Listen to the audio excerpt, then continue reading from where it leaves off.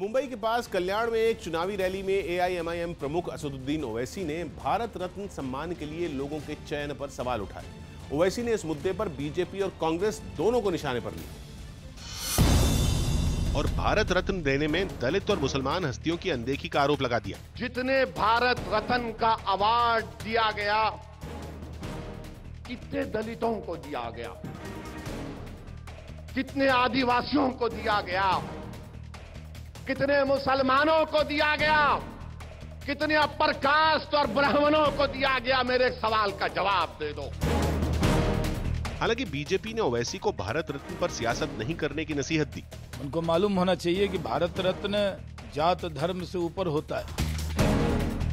वहीं कांग्रेस ने भी इस मुद्दे पर ओवैसी को आड़े हाथ लिया। भारत रत्न के बारे में इस किस्म की गुफ्तगू करना, मजहब और जात में बांटना, ये बहुत ही गलत बात है। राहुल गांधी की कांग्रेस की सरकार बनने पर गरीबों को न्यूनतम आमदनी की गारंटी देने के ऐलान पर सियासी पारा चढ़ गया। किसान कर्ज माफी के बाद राहुल गांधी ने लोकसभा चुनाव के लिए एक और बड़ा दांव खेला और छत्तीसगढ़ की रैली में गरीबों से न्यूनतम आमदनी की गारंटी देने का वादा कर दिया। हमने निर्णय ले लिया है कि हिंदुस्तान के हर गरीब व्यक्ति को 2019 के बाद कांग्रेस पार्टी वाली सरकार गारंटी करके न्यूनतम आमदनी देने जा रही है। मध्य प्रदेश की कमलनाथ सरकार ने तो इस योजना पर काम शुरू करने के संकेत भी दे दिए। हमारे वचन पत्र में उल्लेख था कि 4,000 रुपए का प्रतिमाह भत्ता दिया जाएगा, इससे संबंधित है। और इसमें अभी तो क्योंकि इसकी घोषणा ही हुई है, इसको किस प्रकार से लागू किया जाएगा, इसकी हम पूरी तैयारी कर रहे हैं। जिसके बाद कांग्रेस नेता संजय झा ने इसे कांग्रेस की रणनीति का छोटा सा नमूना बताते हुए ट्विटर पर लिखा कि पिक्चर तो अभी बाकी है मेरे दोस्त, ये तो सिर्फ ट्रेलर है। लेकिन बीजेपी ने राहुल गांधी के वादे को चुनावी शगुफा करार दिया और केंद्रीय मंत्री राज्यवर्धन सिंह राठौर ने ट्विटर पर लिखा कि मिस्टर गांधी, राजस्थान और मध्य प्रदेश में आपकी पार्टी की सरकार न तो किसानों से किया गया कर्ज माफी का वादा पूरा कर पा रही है और न ही बेरोजगार युवाओं को 3500 रुपए महंगाई भत्ता देने का वादा। पिछले 70 साल से कांग्रेस की झूठे और खोखले वादे करने की आदत अभी भी बदली नहीं है।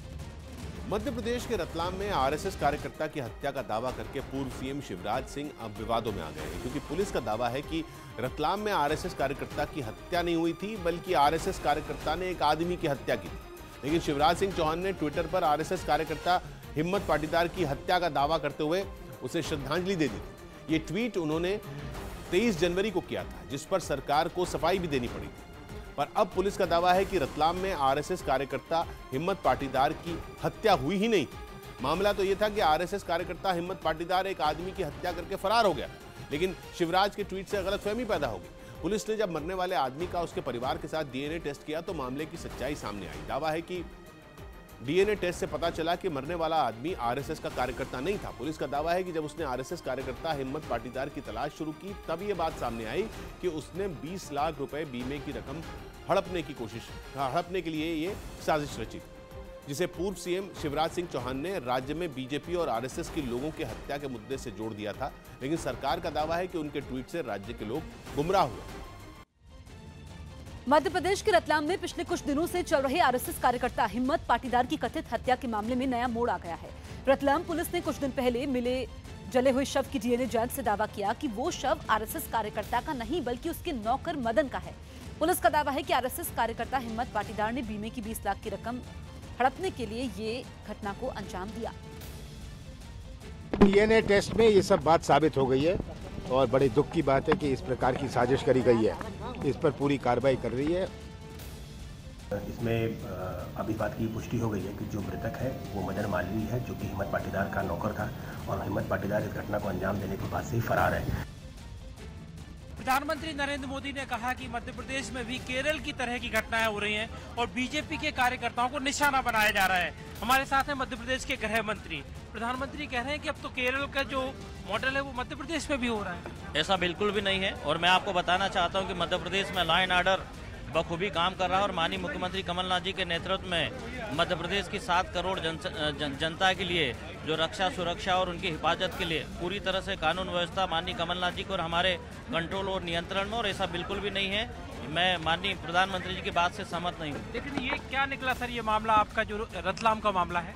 देखिए, मैंने आपको जो बताया है कि हिम्मत पाटीदार ही हत्यारा निकला है, ठीक है। और ये डीएनए टेस्ट में ये स्पष्ट हो जा चुका है कि एक दलित की हत्या हुई है, तो ये बात साफ हो गई है। तो कैसे, इससे क्या साबित हो गया? नहीं, इससे यह साबित होगा कि जिस तरह से जो लॉ एंड ऑर्डर को जो बिगड़ी हुई बताना चाहते थे, तो मैं ऐसा बिल्कुल भी नहीं है। और मध्य प्रदेश का लॉ एंड ऑर्डर ठीक ढंग से माननीय मुख्यमंत्री जी के नेतृत्व में काम कर रहा है। मैं तो उन लोगों से पूछना चाहता हूं जो धरना और प्रदर्शन और पुतले फूंक रहे थे, मैं उनसे जानना चाहता हूं कि अभी यह दलित की हत्या जो हुई है, जो हत्यारे हैं, क्या उनके पुतले जलाएंगे? और क्या अभी तक इनने जो पूर्व के जो नेता थे, उन्होंने अभी तक इस पर ट्वीट क्यों नहीं किया है? इजराइल के कब्जे वाले वेस्ट बैंक में फिलिस्तीनी प्रदर्शनकारियों और सुरक्षा बल के बीच हिंसक झड़प हुई। ये हिंसा तब शुरू हुई जब एक फिलिस्तीनी आदमी की वहां बसे कुछ यहूदी लोगों ने हत्या कर दी, जिसके बाद हिंसा कर रही भीड़ पर काबू पाने के लिए सुरक्षा बल ने उन पर ड्रोन से आंसू गैस के गोले गिराए। प्रदर्शनकारियों पर उनका कुछ खास असर नहीं पड़ा। वो सैनिकों पर रस्सी की मदद से पत्थर बरसाने लगे। प्रदर्शनकारियों ने सड़क पर जा रही सुरक्षा बल की गाड़ियों को भी निशाना बनाया। उन्होंने वहां मौजूद सीसीटीवी के कैमरों को भी पत्थर मारकर तोड़ने की कोशिश की। उन्हें खदेड़ने के लिए सुरक्षा बल के जवानों ने उन पर आंसू गैस के गोले दागे। ये हिंसा तब शुरू हुई जब सैकड़ों लोगों ने वेस्ट बैंक में मारे गए एक फिलिस्तीनी आदमी का जनाजा निकाला। उसके रिश्तेदारों ने आरोप लगाया कि वेस्ट बैंक में बसे कुछ यहूदियों ने उसकी हत्या कर दी।